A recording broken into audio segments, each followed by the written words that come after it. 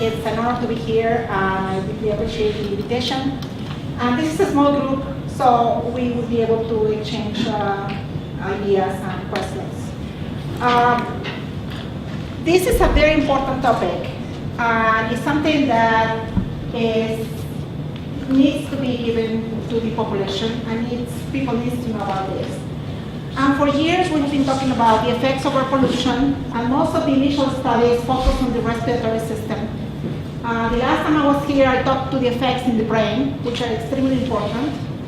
This time, we'll focus on the heart. So when we talk about air pollution, what we should be thinking about? Well, this is a graphic that shows the size of the particles. So just think about the size of a hair is about 100 microns, and the size of molecules, which are very, very tiny. We will be talking in this forum about particles that are less than 10 microns, which is the size of a pollen or a little cell. Particles that are less than 2.5 microns, which are called fine particles. And a category called ultrafine particles that are very, very tiny. So for the purpose of this talk, when we talk about PM10, is the particles that are less than 10 microns are capable of reaching all the way down to your alveolus in the lung. And of course, the smaller particles, 2.5, and the ultrafine particles have no trouble reaching your lungs and your systemic circulation and your heart and your brain and everywhere else. So what are the objectives of the talk? Well, I want you to appreciate the effect of PM, particulate matter, on the heart. Appreciate the rationale for defining susceptible populations. A survey of common cardiovascular health effects of particulate matter will be shown to you. And I want you to leave this room knowing how to protect yourself from cardiovascular diseases. And pollution is not new. We have been surrounded for pollution since we were humans. And this is London in 1873. And Claude Monet painted this House of Parliament. If you go now to London, you're able to see the whole building with no problems whatsoever. In the United States, we started recording pollution actually at the 20th century. And this is Donora, Pennsylvania in 1948. And Donora is in a valley just like Missoula. So in October, they had these temperature inversions for days, actually 6 days. And they had 40% of the people living in the valley with symptoms, and they have 20 deaths that they didn't have to have. So this was the first recording of an association between pollution and death. And we didn't have any evidence of what pollutants were involved, but they used to burn coal in that city at that point. And then, of course, in London, England, in 1952, the smoke was so heavy that you couldn't see anything, and the police officers had to walk the buses in the city. And there were 4,000 deaths at that time. So in other words, air pollution kills. There's no question about that. Now, we have a goal of clean air, and we're all entitled in this country, and I hope everywhere else, to being able to breathe clean air. And that is clear. Now, what pollutants we monitor on a regular basis? We monitor particulate matter, we monitor ozone, carbon monoxide, lead, nitrogen dioxides, and sulfur dioxide. For the purpose of this talk, I have no idea what that is, we're going to be focusing on particulate matter. Now, let me just remind you, what kind of pollution do we have in Missoula? So Missoula is located in a high mountain valley. We all know that. We are enclosed completely by mountains. And Missoula has been a non-attainment area for PM2.5 and PM10 for the last few years. Winter frequent radiation inversions are a must. And the annual sources for fine particulates in the year 2001 was 40% wood smoke. Remember, we have forest fires. And 19% diesel engines. Remember that when you stand in the back of a big truck, with these horrible fumes. 90% diesel engines. We also have other sources. And what's important to remember here is that when we have heavy smoke days, and people who have lived here for a number of years know about this, when we have these very heavy smoke days, like in August of the year 2000, the PM 2.5, which is the fine particles, are in amounts that go way above the standards that we usually have. In other words, of our sources of pollution, forest fires are very important for us, and temperature inversions in the valley are also extremely important. Now let me just tell you what the current standards for pollution are in the United States. And this is important because we're going to be talking about the need to decrease those standards to a lower levels. So here it is. For PM 2.5, the 24-hour standard is 65 micrograms per cubic meter, and the annual standard is 50 micrograms per cubic meter. And for PM 10, 150 and 50. So just to remind you, PM 2.5 collected during heavy smoke days in August of 2000 averaged 41, which is well above our annual standard. In other words, people who were exposed to those amounts during those days were at high risk of having some sort of respiratory or cardiovascular trouble. Okay, now this is just to remind you what we are concerned about from the health point of view, the fine fraction and the ultrafine fraction. And actually the very large, big particles usually stay in the nose, don't go anywhere, so we're not really very concerned about them. Now this is a map with data as of March 2, 2006 to show you the areas in the United States that go above the PM10. And I don't have to tell you that Montana is right here. So Butte, Silver Bowl, Columbia Falls, Flathead, Whitefish, Kalispell, Libby, Missoula City, and Missoula County, etc., all have moderate levels of PM10. In other words, we are above these standards. Now, when we talk about air pollutants, most people say, well, I don't live in LA and I don't live in New York. What should I be concerned about? I live in Missoula. Well, you should be concerned about because the source of air pollutants it varies. So you can have an acute exposure, a subacute exposure, or a chronic exposure. And you can be exposed in urban areas, in rural areas, exposed to wildfires, disaster events, and even wars. And in the USA, 180 million people live in areas where ozone is above the standards, and at least 30 million people live in areas where the standards for PM are above what they should be. And this is just a graphic to show you how lucky we are we don't live in Atlanta. But nevertheless, we are still exposed to significant amounts of pollutants, and all these are sources of pollutants. When you go out in the summer and get your grill and start cooking, you are being exposed to significant amounts of particulate matter. I want you to remember that. And we, ladies who cook in the house, also are exposed to pollutants because we create particles while we're cooking. Okay? And of course, smoking is a big source of pollutants. I don't have to tell you over and over again that you shouldn't smoke.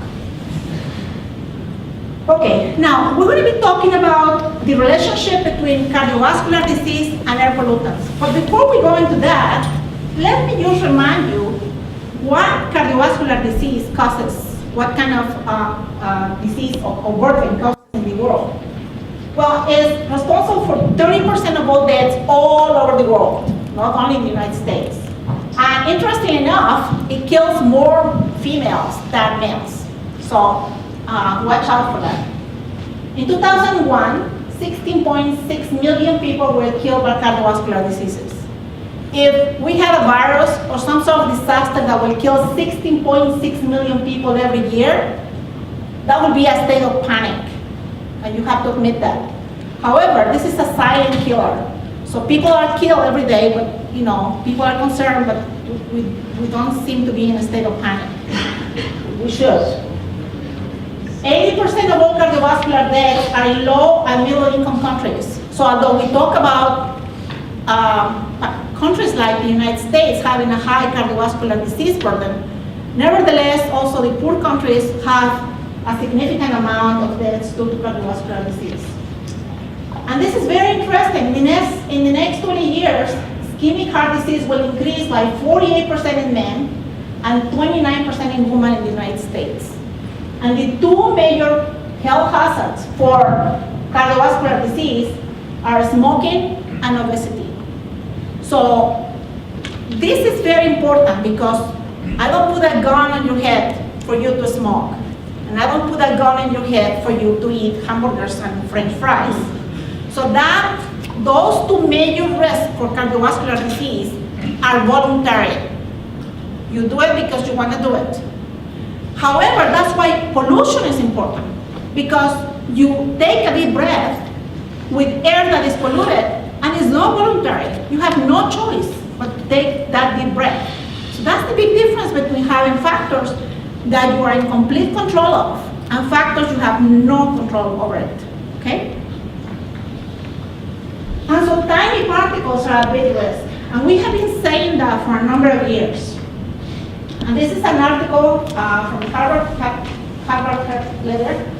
And the emphasis is tiny particles from traffic and industry along with other pollutants can trigger heart attacks and spur the development of heart disease. So that's a fact. Now let me go over some of the most important papers. So at the end, I will convince you that in fact what we're saying, it has to have a priority in our thinking. So the most recent analysis of the National Mortality and Morbidity Air Pollution Study, based on data from 90 of the largest cities in the United States, estimated that daily total and cardiopulmonary mortality increased in the short term by 0.21% and 0.31% for each 10 micrograms per cubic meter increase in PM10, measured over a 24-hour period. So you will say, well, 0.21%, and so who cares? This is not very much. Yeah, we're talking about millions and millions of people exposed to that. So in that group of people, somebody's gonna die. And that person who died, he probably cared about that. Data from the American Cancer Society estimates that for each 10 micrograms per cubic meter increase in PM 2.5, long-term all-cause, cardiovascular, and lung cancer mortality are increased by 4%, 6%, and 8%. So that is very striking. Now this is something I want you to remember before you leave this place.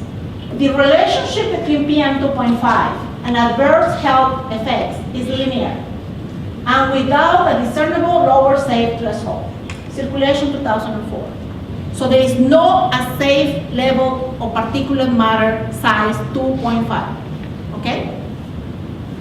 So I cannot say, the standard says that if I'm breathing less than such and such, I'm safe. No, you are not safe. There is no threshold for that.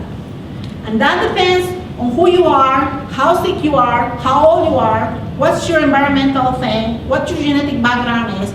So as a whole, you're not safe. That's something you should have to remember.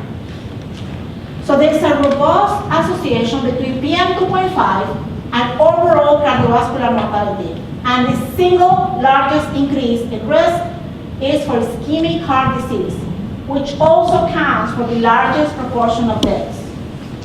In addition, the risk for arrhythmia, heart failure, or cardiac arrest mortality are also increased. Okay. So, as scientists, we have different tools to study different endpoints. And one of those tools is epidemiological studies. So we have whole millions of populations, so the epidemiologists are capable of following those populations and making an association between cardiovascular endpoints or respiratory endpoints or lung cancer endpoints and their exposure of these populations to different pollutants. And that's why epidemiological studies are extremely important. So epidemiological studies have demonstrated a consistent risk for cardiovascular events in relation to both short and long-term exposure to present-day concentrations of ambient particulate matter. So one of the questions we always get to ask in these kind of conferences is, I don't live in LA, so I'm not exposed to huge amounts of pollutants. What about short exposures? So what we're going to discuss now is what happens when your exposures are short, as in the forest fires, or long, as is if you live in Atlanta, okay? So the Dockery-Harvard 6-city studies was one of the first studies making the association between pollution and cardiovascular risk. So in this study, they have a cohort of more than 8,000 adults. They were followed between 14 and 16 years. The adjusted overall mortality rate ratio for the most polluted city versus the least polluted was 1.36. In other words, if you live in a polluted city, the chances of you dying of a cardiovascular death are higher than if you live, say, where? Oregon? Whatever. A city that's not polluted, a state that's not polluted. Cardiovascular deaths accounted for the largest single category of the increased mortality. So here you are. The cardiovascular burden is important. Now, what about the short-term health effects? There's a study that followed 50 million people in the 20 largest cities in the US. Shows that average mortality rates relate to particular concentrations the day before death. So that means if you're exposed to forest fires and nobody tells you that you shouldn't be walking around, you have some ischemic heart disease previously or some risk factor, your chances of even getting exposed to that kind of particulate matter increases your risk of cardiovascular death. And the exposure relates to the previous 24 hours. So you don't have to be exposed for a month or a year or 10 years. If the exposure is significant, that has effects on your health. And the idea comes to mind because over the weekend I saw my neighbors burning something in their yard. And here they were, this big fire or whatever they were burning, and they were like here. And I said, my God, these guys don't know what they're doing. So even a small fire from your trash has enough particulate matter and get you exposed enough that stuff that we're talking about. Now, one very important question, since we live in Missoula, is what about if I live close to an intersection? And we live close to intersections here. You just have to see the city.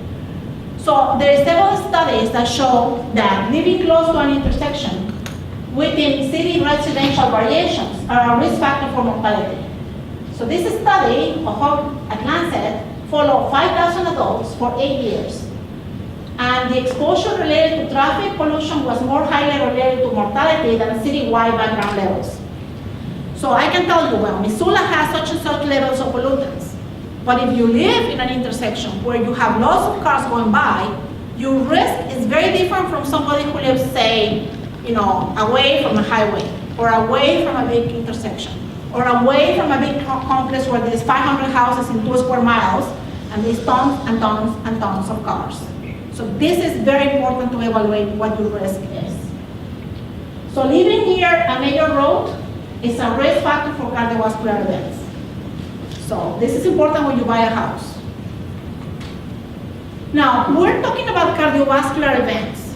What am I talking about? Well, cardiovascular events include ischemic heart disease caused by a mismatch of supply and demand, and most of the deaths are attributed to this entity. And then we have people that have arrhythmias, people that have heart failure, people who have no chance and have a cardiac arrest and there's nobody around that can resuscitate them, they die. And people who have atherosclerosis of the carotid artery and detach one of the plaques, and these plaques go into the brain and have a stroke. So pollution then promotes both ischemic and non-ischemic cardiovascular events. So it's not focused on one single stuff.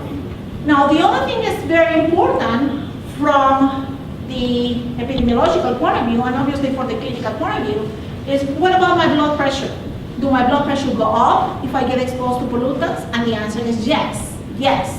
A very clear-cut yes. So observational studies and control experiments have provided evidence that PM is capable of acutely increasing blood pressure in certain scenarios. So you have a sympathetic tone alteration and a vascular dysfunction, and then these small elevations in blood pressure, depending on the subject. Maybe you have low blood pressure and that small increase is not going to do anything to you. But suppose you are borderline hypertensive or you are very high hypertensive, and that small amount of increase in blood pressure could make the difference between you having an MI or you having a stroke or having nothing. So even small increases in blood pressure as a whole, affecting a whole bunch of population, in theory should be very important from the clinical point of view. Now, what's the significance of the epidemiological study, since I'm talking about this all the time? Well, epidemiological research drives major governmental regulations. So you have to tell the guys, this is what we're looking at, so you better check what the pollutants are doing in your area. So that's a major step. Exposure to ambient air pollution poses a smaller relative risk for incident cardiovascular disease than obesity or smoking. But because it's ubiquitous, the absolute number of exposed subjects is enormous, and exposure occurs over an entire lifetime. And this is not voluntary. You are not voluntarily taking a deep breath in a polluted area. You have to breathe, so you have to take it, okay? It's not like you're eating a hamburger. And the average loss of life expectancy directly related to chronic air pollution exposure varies from 1.8 to 3.1 years for those living in the most polluted cities in the US. So this, according to some epidemiologists, is a very conservative estimate, because some people say that if you live in cities like Philadelphia, you shorten your life by 7 years. Not everybody agrees with that, but some people agree that this is a very conservative estimate. So I don't want to die 3.1 years before I have to die. You know? So this is important. Okay, now there are differences in pollution in the United States, and we know that. So let me show you just the difference between the West and the East. And this is the East, and the white thing is the West. And so in the East, there is a significant relationship between the increase in PM2.5 and the admissions for cardiovascular disease, peripheral vascular disease, and all these stroke and even respiratory tract infections and COPD. So over the years, studies have done, and over and over and over, we're seeing this relationship between the high amounts of particulate matter and the fact that you increase the number of hospitalizations of people in those areas. So there's no question about that. Okay, so what populations are at risk? So we are talking about, yeah, you're at risk. Well, who is at risk, okay? So it's at risk people older than 65. It's at risk somebody who has a pre-existing chronic lung disease, or coronary heart disease, or heart failure. Patients with diabetes mellitus, and smokers. And I put the smokers in big letters because smoking doesn't give you anything good. But if you want to add to the list of the 100,000 things that are bad, this makes you much higher at risk for cardiovascular disease if you smoke and on top of that live in an area that's polluted. But interesting enough, there is no evidence so far that gender, race, obesity, dyslipidemia, and hypertension increases the risk for cardiovascular events due to air pollution. And I have the suspicion that we don't have evidence because we haven't had the appropriate data. I can tell you that it's probably going to be some relationship between that and air pollution. I just have to believe that you won't see that. So who is dying of PM10 pollution? Primarily the elderly, but some people of all ages, including little children. People with chronic lung disease, COPD, asthma, chronic bronchitis, and of course people with cardiovascular disease. So people with cardiovascular disease already have a disease, and all we do with the pollution is push them to an event that will kill them. Now, let me just show you one of the many graphics that attempt to relate the effects of air pollution with heart disease. And this is work in progress, because if you ask any scientist that is working with that, it will tell you there is lots of hypotheses, there is lots of animal models, but if you have to give your right hand to prove that this or that or this factor will be 100% responsible for the heart disease related to air pollution, anybody in sane mind will say, I'm not going to say that. So let me just show you what the current thinking is. So ambient particulate matter produces pulmonary inflammation.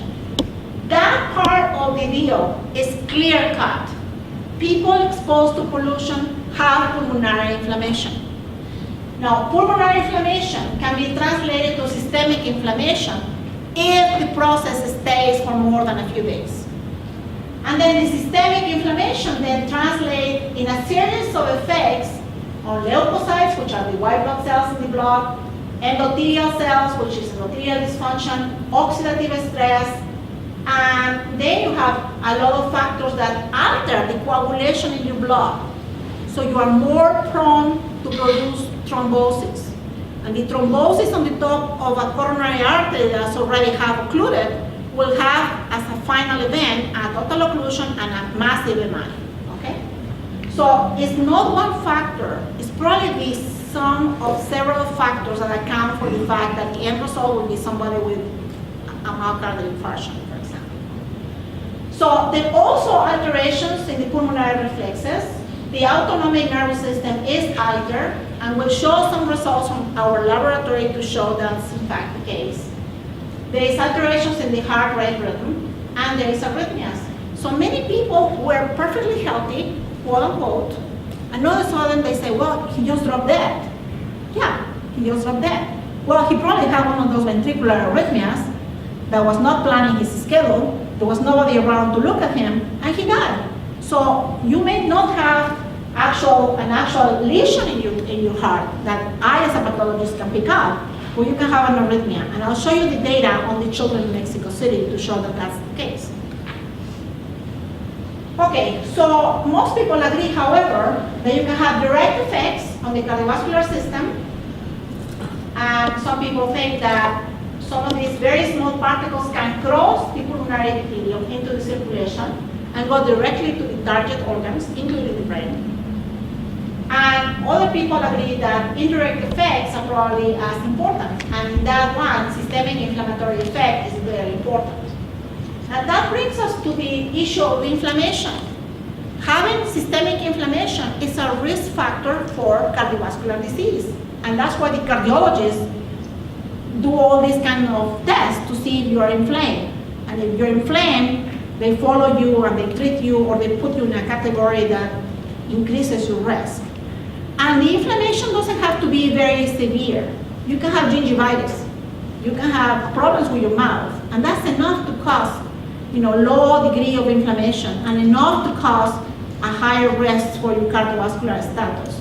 So it doesn't have to be a massive inflammation. You don't have to have rheumatoid arthritis. You don't have to have a massive, clear-cut inflammatory disease. It can be very subtle. Okay? So in keeping with that, endothelial dysfunction is pretty much one of the factors that we see, a pro-coagulatory state with thrombus formation and the promotion of atherosclerotic.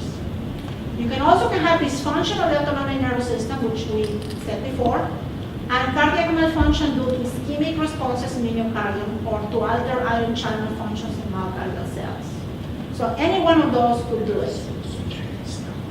Now, in order for your heart to be perfect, it's like a little machine, it's a little bomb. You have to have an equilibrium of three major factors. One is the myocardial vulnerability, the myocardial substrate has to be perfect, and the autonomic nervous system has to work properly. If any of these factors are altered, then you're in trouble. And heart rate variability is something that we use on a regular basis to see if that balance in the autonomic nervous system is working for you. And that's why we use Holters, Holter monitoring. Some of you may have Holters in the past, and you know where I'm talking about. So one of the important questions is, we have been talking about susceptible populations. So a susceptible person is somebody who has heart disease, somebody who had an MI in the past, somebody who was a smoker for many years and has COPD, somebody who had a stroke. Those are perfectly well-defined susceptible people. Now, what happens to clinically healthy children in an environment that is very polluted? And now we're going to be talking about our studies from Mexico City. So the question is, do healthy children exposed to seasonal increases in air pollutants have cardiovascular alterations? So we have two studies. The Mexico City study in children ages 6 to 15. Now, in order to enter the study, the kids were seen by a pediatrician. They were reviewed from head to toe. The clinical histories were taken. They belong to families of middle-class income, well-educated, with a pediatrician alongside of them, non-smokers, good nutrition, no risk factors for anything whatsoever. The perfectly healthy children you want to have at home. And then we have a Missoula Holter pilot study where we have recruited kids from 6 to 15. We have 2 recordings, 24-hour recordings in low polluted days, and 2 24-hour recordings in high polluted days during the fire season and the winter seasons. And we are about to finish this study. We don't have the results, but we'll comment about the Mexico City study. These are the results of these Mexico City perfectly healthy little kids. So this is the first series of slides I'm going to show. And this is just to show that as they grow in age, the heart rate goes down. And this is a proof that we did a good job. So this is what you expect. Okay? And as you grow up, the heart rate variability correlates with the age. And that's what you expect. No problem, right there. Now let me see you what the next thing that was surprising was. So we did quantitative measures of heart rate variability, and we used 2 parameters. And these 2 parameters show a striking negative association with the 2-day cumulative PM 2.5. What am I trying to say with this? So you won't bother with the data here.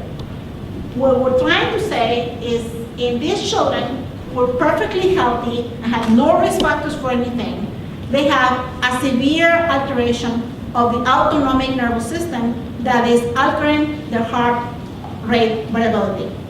And they have arrhythmias. Okay?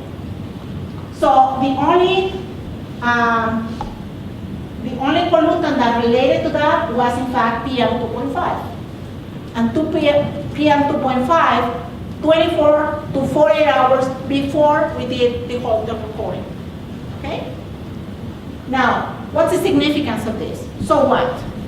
Well, there's a significant relationship between supraventricular arrhythmias in these children and the parameter indicative of vagal input into the heart, consistent with the hypothesis that as vagal tone increases, the children exhibit more frequent premature atrial beats in the setting of air pollution. So these kids have absolutely no risk factors to have arrhythmias, but they do. Now, this is the most striking thing, and I want you to remember this, because we don't know if that the same findings are going to be seen in Missoula kids. There is a negative correlation between endothelin-1 plasma concentrations and this interval, which is indicative of vagal input. Now, what's endothelin-1? Why do we do that in these children? Endothelin-1 is the most potent vasoconstrictor ever produced in your body. So what endothelin-1 does is take the blood vessels and go, zook, and your blood vessels decrease dramatically the amount of blood that circulates through them. Just picture that in your heart. 1. And then 2, this effect that is clear-cut in these children is observed in heart failure patients. But remember, these kids are perfectly healthy. So what's going on? Well, if you tell me what's the risk factor for these children, Well, I couldn't tell you because we don't have any epidemiological studies to show you that.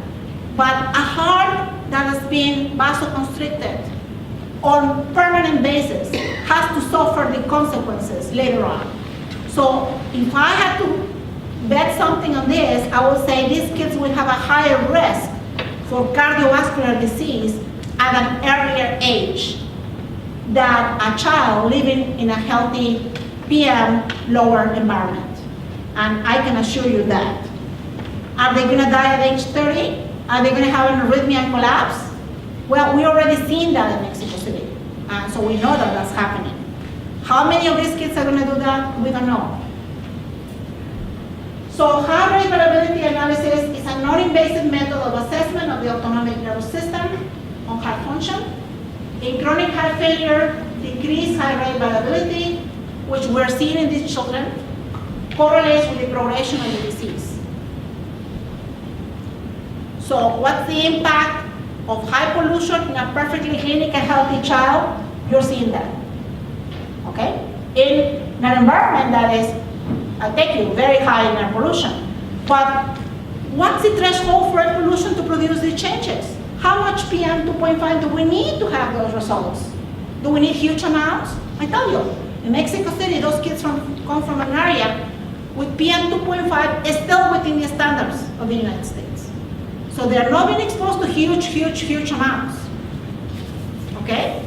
So what we need to know is, are we having the same effects in our kids here in Missoula?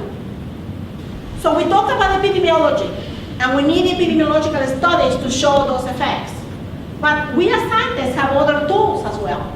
So the other tools are animal toxicology, to look at the mechanisms.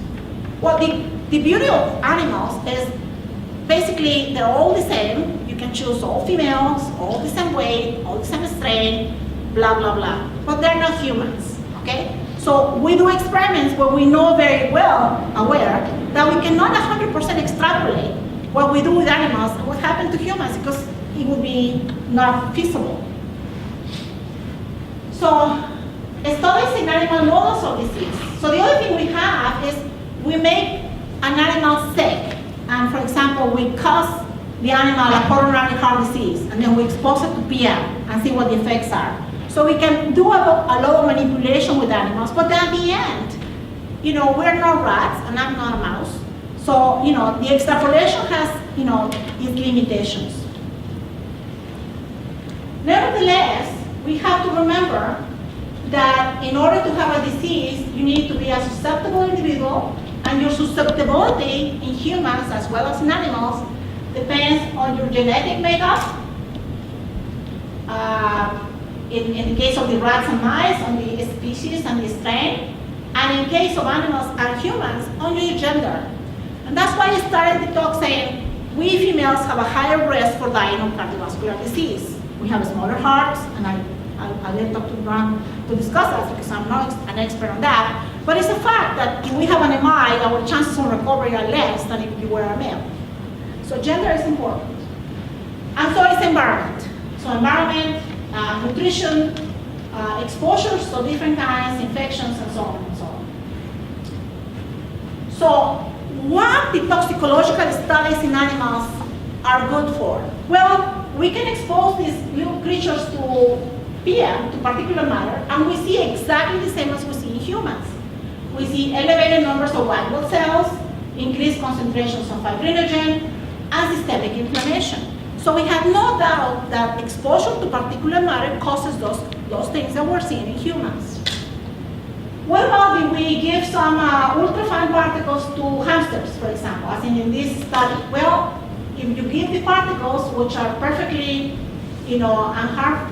unharmful particles, except that if they go into your blood, they kill you, they produce thrombosis due to platelet activation. And these cell particles gave the same results. So this is very important because we many times are exposed to these particulates while you're on the street, while you're in a patient setting, etc., etc. So now we can tell people, yeah, if you're exposed to these particles, the results are very similar to what ultrafine particles produce, and the end result is going to be thrombosis. Rabbits exposed to particulate matter aggravate atherosclerotic lesions. That's also affecting humans. And short exposure to carbon particles, which are harmless, induce a mild but consistent increase in heart rate, which was associated in this particular study with a significant decrease in heart rate variability during particle inhalation. So there is no question that if you take epidemiological studies in humans, or if you take the animal exposures and you control precisely what kind of exposure you want to give to the animal, the result is very similar. Namely, you get alterations of different origins in your cardiovascular system. Now, some of the questions that you're going to ask me, I'm going to answer before you ask me. So one of the relevant questions is, what pollutants and sources are most relevant? So this is a very important question, and you should be aware of your answer. We scientists are capable of exposing animals to one pollutant or another. But in reality, we're exposed to a complex mixture of pollutants. And the exposure of this gentleman is different from my exposure, is different from your exposure, and is different from your exposure. Everybody lives in a mini environment, and your exposures are very different. And it will be totally unethical of me to say that we can reproduce each environment where you're living right now, because we cannot do that. However, the studies are good enough to say, well, if you're exposed to these particles, this is going to be the end result of your exposure. So that far we can go. But we can never reproduce the real stuff. If I go to malfunction junction and I'm standing there, the amount of pollutants that are produced in there, I will never be able to reproduce in any environment. So that's something important. The other question is the magnitude of the reported risk relevant? So 0.21% increase in heart mortality. 0.31%. So what? Well, given no evidence for safe threshold of no effect, all people living in environments with ambient pollution above natural background are in theory exposed to some finite increased risk. In other words, if you're exposed to pollutants, that carries a risk. If you are burning fires in your backyard and burning trash, that carries a risk. If you are cooking for the family and in front of the coals and stand there for 3 hours, that carries a risk. So anything above the background carries a risk. How high of a risk? It depends on you. Depends on how much you're aspirating the air, what kind of pathology you have previously to that. Now, this is a very important question. Do reductions of ambient pollution concentrations reduce risk? And the answer is yes. Stringent clean air quality policies are required on both the national and international level to curb air pollution as a primary preventive strategy.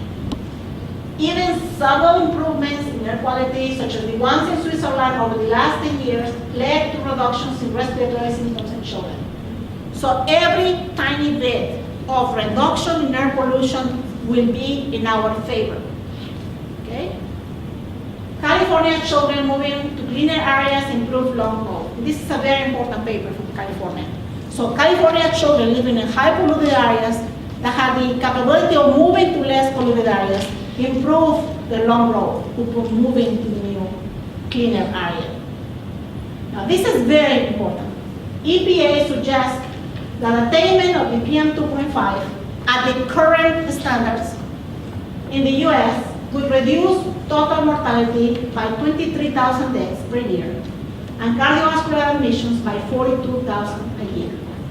The annual standard right now is 15 micrograms per cubic meter, annual 2.5. Now let me show you a paper that describes how much are we protecting people with the current standards. Okay? And the purpose of the paper is identify the magnitude of general and susceptible populations in the northwestern United States that would benefit from the new PM2.5 standards. So the issue here is we want better standards. We want to be capable of protecting more people. Okay? So we need stringent standards that are capable to protect a larger portion of the population. So here is the percentage, and they study only 8 cities in the northeastern United States. So notice that 62% of the population were in the non-risk group by definition, but all the others were risky based on their age. Okay, this is the prevalence rate and number of children and adults with a specific pre-existing disease conditions. Now, if I tell you to raise your hand if you think you have a pre-existing disease, I can assure you that 60% of the people sitting in this room have some risk factor or a pre-existing disease. So that's something very important, because when you talk about susceptible population, you have to include those people that have some factor that will make them more susceptible to a particular matter. And what these guys did is, in fact, establish a significant amount of the population, the open population, not the hospital population, the open population, our neighbors, have a pre-existing disease that makes them more susceptible to a particular matter. And that's the important part of this paper. Okay, now this is very interesting. I want you to follow me with this. So what they did is they put the data and they calculated how many people will they protect if they will raise or lower better the amount of the PM standard. And follow me. So these guys in blue corresponds to the 15 micrograms per cubic meter annual standard of 2.5, which is the current standard, correct? So this is our current standard right now. So if you have 15 with 60 of the 24-hour standard, and 15 and 55, and 15 and 50, so I'm changing the parameters for the standard, okay? So while I do this, I only protect 18% of the population. So with the current standard of PM 2.5, I'm only protecting 18% of the population. So what happens if I decrease the annual standard all the way to 11? I'm now protecting 90% of the population, not 18%. You follow me? So changing the standards for the annual standard of PM 2.5 will protect people from 80%, which is the current standard, to 90% if we go all the way to 11 micrograms per cubic meter. All right? Now, this is the percentage of northeastern susceptible age groups that would especially benefit from compliance with alternative annual 24-hour PM 2.5. So this is where we are now. 15 annual, 65 24 hours. And at this point, 80% of the population is being protected. If I go to 15 annual, 40 24 hours, I go slightly above. If I go 15, 35, notice I didn't change the annual. In here, I'm just changing the 24-hour PM 2.5. So if I go 15, 20, 100% of the population will be covered. All right? So these guys are playing with numbers. Now, who will benefit the most from this change to more stringent PM 2.5 standards? Who will benefit the most? The guys who are more likely to die because they have an underlying disease. Okay? And in this graphic, you can see 1565 will be the current annual 24-hour, and here the population that is covered is very little in all the groups of people that are more significantly at risk.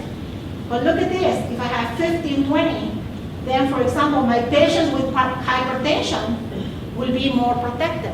We have less risk if in fact we implement the standard. So in other words, with the current standards, we're only protecting a small percentage of the population. And the guys who need the most protection are not being protected. So the suggestion from the American Heart Association and the American Thoracic Society of being more stringent in our current standards is based, in fact, in the data from the patients that we're seeing. Okay?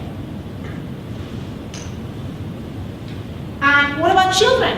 Are we going to be able to protect children as well? And the answer is yes. So this is a graphic to show what will happen with asthma and respiratory allergies.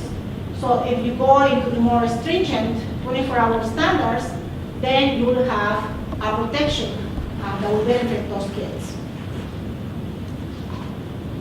Right, so I wanted to show you this paper because it's a paper that has caused a lot of controversy among the health providers in the United States. How much will it cost to decrease the standards for PM 2.5? Billions and billions of dollars. How much will it cost to provide health care for the millions and millions and millions of people who will have health consequences due to the increase in pollution? You do the math, okay? But the important part of the paper is that the population size of susceptible groups, which is a key indicator of the potential impact of PM 2.5 exposure on public health, is extensive. We are dealing with more people who are susceptible to PM than never before. Why? Because we're growing older. We're surviving to 70 and to 80. Therefore, our risk factors go up. We have a population that's now surviving and not dying of the diarrheas and infectious diseases and the cancer that was killing at the beginning. So we're going to have a population that's more susceptible to particulate matter. And then we talk about the baby boomers. Well, I belong to that. We are going to be dying of Alzheimer's and MIs and all kinds of stuff. So we're going to be in the group of susceptible population. And we're a whole bunch of us. So that's why we're very concerned about that. Within the 80-state study, 38% of the population are less than 18 or more than 65, which means 38% of the population by age, by the sole age, are a susceptible group, okay? And of the adults in between, 18% of those adults have cardiopulmonary or diabetes health conditions. 12 to 15% of children have allergies, and 72% of the whole group of these people in northeastern United States live in densely populated urban areas with elevated PM 2.5. So current PM 2.5 standards affect only 16% of the general population. And a combination of more stringent annual and 24-hour PM 2.5 standards will result in a larger percentage of the population living in counties that would not meet the regulation. Because the problem right now is that a lot of counties meet regulations because the standards are relatively high. So the minute we change the standards, those cities go into the non-attainment status. And the governments, the local governments, are obligated to take measures to decrease the particulate matter. If that wasn't happen, and you'd say, well, no, I have 35 micrograms per cubic meter, so I'm safe. So nothing is going to be accomplished there. And those people keep being exposed to these significant amounts. So these populations will benefit from greater emission reduction requirements and extensive control strategies. And that's the issue why we want the standards to be stringent. Okay, now let me finish this talk by telling you what the American Heart Association thinks should be the goals for the communities across the United States. And that is us as well. Well, all persons and communities should know that cardiovascular disease and stroke are the leading causes of death and disability in men and women. And if nothing else you take today from today's seminar, that is the #1 cause of death among our population. But we need to know what the burden of CVD and stroke mortality is at the local level. I want to know people in Missoula are dying of what? What age? Where do they live? What kind of diseases they have? Is that important for me or for you? Yes, you need to know that because then you know that you have a higher risk for certain diseases living in X or Y city. Identify groups defined by sex, race, ethnicity, socioeconomic status, or geographic location that are especially high risks of cardiovascular disease and stroke within each community. That will help people to be prepared. That will help physicians to realize, well, we have a cluster in here of people who are dying of this. Why is that? What factors are present in that community that makes those people collapse of an MI, for example, or have a stroke, okay? Assess the levels of major preventable causes of cardiovascular disease and stroke in the community, including lifestyle behaviors, adverse nutrition, cigarette smoking, sedentary lifestyle, and risk factors. We all know the risk factors. All communities should provide information to their members about the burden, causes, and early symptoms of CVD and stroke. And mass media should play a very striking role here. So every one of us should know what the symptoms and how to be prepared, who to call, when to call, etc., etc., etc. Okay? So these are some of the ideas that the American Heart Association is pulling through. Public education campaigns, mass and local media should emphasize the early warning signs of myocardial infarction and stroke. Ongoing education programs should provide training of the lay members in cardiopulmonary resuscitation. That's very important because if you have an arrhythmia, you don't have to die if somebody is able to do a CPR on you. So you should be able to have people in your family that is capable of doing that and identify that in fact you're in trouble. All citizens should know how to access the emergency medical care system. Communities should provide materials and programs to motivate and teach skills for changing risk behaviors that will target multiple populations or groups. All schools should have research-based, comprehensive, and age-appropriate curricula about cardiovascular health and ways to improve health behaviors and reduce CVD risk. All schools should implement age-appropriate curricula on changing dietary, physical activity, and smoking behaviors. And this, of course, is easier to say than to be implemented. All schools should provide teaching of early warning signs of myocardial infarction and stroke and appropriate initial levels or steps of emergency care. And finally, something that is very important, assure access to safe, appropriate, and enjoyable forms of physical activity so that people of all ages, you, me, everybody in this room, can meet national guidelines for moderate and vigorous physical activity. You want to have places where you can walk, places where the dog won't attack you, places where you weren't killed by a car going at high speed. You want to be able to walk safely in the neighborhoods. And that's something we should defend, all of us, in our neighborhoods. And of course, assure a tobacco-free environment for all citizens. Tobacco kills. Secondhand smoked tobacco kills. And we females are more likely to be killed by that than anybody else. And finally, limit your outdoor activities when pollution is high and make sure that you know that when pollution is high, and it usually tell you when pollution is high. Know your sources of PM. So it's not only motor vehicle emissions, it's also wood burning, forest fires, construction, smelting, power generation, your friendly neighbor burning tires, and so on and so on. Know your yellow colors and the orange colors and the red colors for pollution. Don't go out if you don't have to. And I'm going to end this talk by showing you the three major sources of pollution in Missoula. 1, cars, 2, fires, and 3, temperature inversions. Thank you very much.